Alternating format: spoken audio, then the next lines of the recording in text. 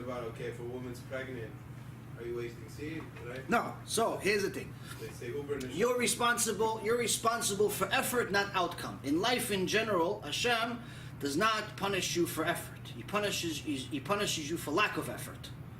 The outcome is only in His hands. Just like we were talking about in the beginning of the shiur. We can't do anything, really.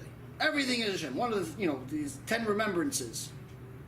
The 10th remembrance, or the 9th remembrance, that you have to repeat every day after Shachrit, or at any point during the day, is that Hashem, in essence, is responsible for everything, responsible for your parnassah and so on.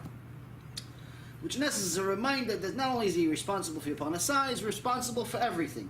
Because you as a human being can't do anything. You want to believe you can do something, but in reality you can't. You can, depend on Hashem. You want to move your hand, Hashem has to allow you to move your hand. You want to see, Hashem has to allow your eyes to see. You want to think, Hashem has to allow your brain to function, and so on. Hashem is everything. So, in essence, we are responsible for ishtadlut, for effort, for trying, for exerting effort.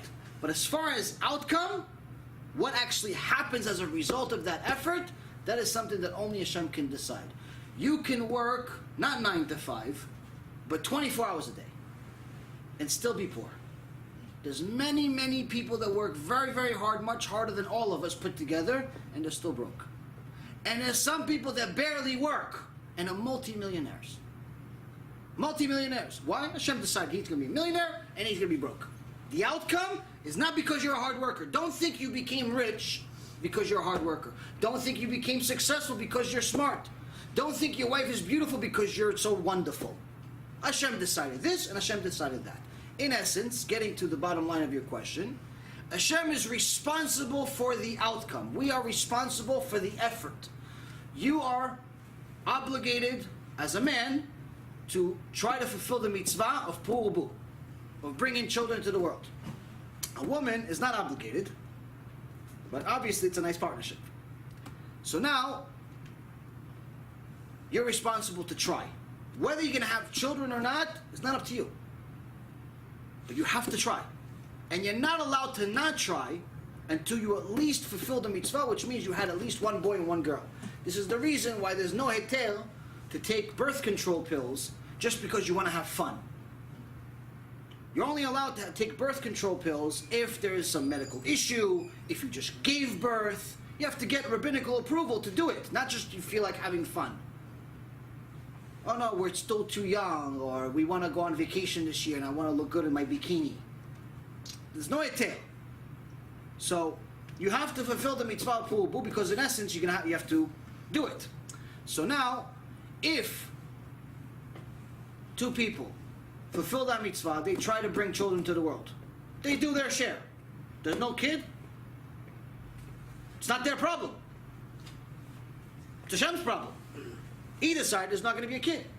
Somebody's 60 years old, 70 years old. They can't bring a kid to the world. She already went through that time. She already passed that time. His seed doesn't, something. Can't happen. Physically, cannot happen. Not your problem. You're responsible for effort. Outcome, that's his business. If someone understands this, everything in their life changes. Same thing obviously goes for someone that's pregnant. Obviously, if a woman's pregnant, she can't get pregnant twice. She's already pregnant. Same thing. Again, it's not your problem. Number one, the reason why Hashem made it enjoyable is because if it wasn't enjoyable, no one would have kids. One person in the neighborhood would have a kid. Everybody'd see what the headache the kid is bringing. No one else would have a kid. So Hashem made it enjoyable. If He wanted you to just be like animals, He wouldn't make it enjoyable. And then no one would have any kids and the world would be destroyed. So He made it enjoyable, which means you're supposed to enjoy it. But there's a kosher way to enjoy intimacy. You don't have to be a lion. You can enjoy intimacy. But there's a kosher way to do it. So Hashem gave us a certain amount of privileges, certain amount of time to spend with our wives, certain amount of time not to spend with our wives, certain amount of times to be together, certain amount of times not to be together, certain amount of time that you can be pregnant, certain amount of time you can't be pregnant. The point is that as long as you are within those boundaries, your life will be wonderful. Your intimate life, your spiritual life, material life, everything will be wonderful. As soon as you start going out of that circle and start creating your own circle, That's when problems begin. Yeah. But is that only under the context in which you engage in traditional sexual encounter where seed is spilled within the woman? Yes, well, it's as long as you are doing, you're performing intimacy in a kosher way. So that means that the semen has to go in the place it's supposed to go. Otherwise it's considered spilling seed. It's considered wasting seed. If it's going anywhere else in the body or anywhere else, then it's considered spilling seed. We learned this from Eren Onan. Eren Onan, which were the two children of Judah, they both had the same wife. And both of them were killed by Hashem, even though this was before Matan Torah. This was even before the Torah. And the reason why is because they both found Tamar to be ultra beautiful. She was one of the most beautiful women that ever existed. And they said, listen, if she gets pregnant, it'll ruin her beauty. So they ejaculated, but just not inside. Somewhere else. So Hashem said, oh, okay, you don't want to bring kids in the world? Fine, I don't need you either. So he killed both of them. This is also one of the major strongholds of where we learn that wasting seed is also a sin for goyim. It's not to the same level of sin as Jews, but it is definitely something that Hashem frowns upon and views as something disgusting. So in essence, as far as seed, you're supposed to try. The seed is supposed to go in the vagina. There's no other place that a woman can get pregnant, and as long as it's there, you're fine. Whether there's a baby or not is not your business. Whether you become rich or not your business. Whether you are going to become a Talmid Chacham or not your business. You are just supposed to try. As long as you try, they can't complain about you. You go up to Shamayim, say, listen. They're not going to say, listen, Amos, why weren't you Moshe Rabbeinu? What do you mean? You made me Amos. I can't be Moshe Rabbeinu. Oh, you know what? You're right. Why don't you be Moshe Rabbeinu? I mean, you're Moshe Rabbeinu. You have to be Amos. That's what Rabbi Zusha. Rabbi Zusha, they would ask him, Rabbi, what are you trying to be your whole life? What are you trying to be? I'm just trying to be Rabbi Zusha. Yeah. What about Rabbi Akiva, Moshe Rabbeinu, Rabbi Shimon Bar Yochai? He goes, no, I'm just trying to be Zusha.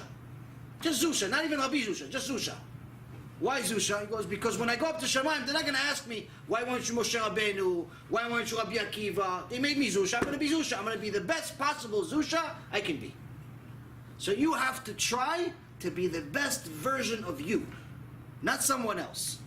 But that also means you can't waste time. You can't just spend your time with pilpulim. Pilpulim means just like mental stimulation for absolutely no reason whatsoever. It's like there's a word for it in English, I keep forgetting. Entertainment? No, it's not for entertainment. Yeah, I guess it's entertainment, but it's not that. There's something else for it. Whatever, you got the message. Go ahead, you had a question.